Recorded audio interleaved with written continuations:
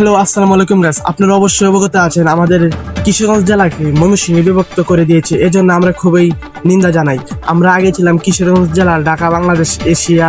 আমরা আগে পরিচিত দিতাম, এখন আমাদেরকে পরিচয় দিতে হবে এই উত্তরমণি। তার মানে উত্তরমণি মানে হচ্ছে এই ময়মনসিংহের মানুষেরা আমাদের কিশোরগঞ্জ, কুলিয়াচর, বাজিতপুর, ভৈরবে এসে মনি দিয়ে খাই। তো এক ভাই থেকে আমরা দেখবো ওনার মনের অনুভূতি কি। তো চলে। Yeah, boy. আসসালামু আলাইকুম ভাই, একটু কষ্ট করে দাঁড়ান। ওয়ালাইকুম আসসালাম। তো ভাই, আপনার কাছ থেকে আমি কিছু ইন্টারভিউ নিব, আপনি কি রাজি? জি ভাই, কই তো ভাই, ইন্টারভিউ শুরু করবার আগে মাইক্রোফোনটি আপনার কাছে দিয়ে নিই, কারণ স্পষ্ট বোঝা যায়। এগুলো কি ভাই? এগুলো ভাই আপনি আপনি আপনার বাড়ি কোথায়? ভাই আমরা বাড়িতে ভাই মমিষি। ও, এই জন্য আপনারা বলতে পারছেন না এগুলো। মনি দেখান তো বৈরব এগুলো কি বলতে পারেন। এগুলো কি খায় নাকি?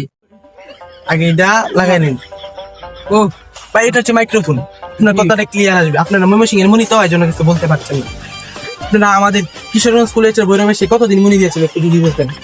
আমরা দাদারা আমল দেখে আমরা এখানে এসে ইয়া করি, আমরা দাদারও দিছি, আমরা দাদার অনেক ইয়ারও দিছি, আমরা এতে দেখে দেখে আমরা এখানে এসে মুনি দিই। মনি দেন।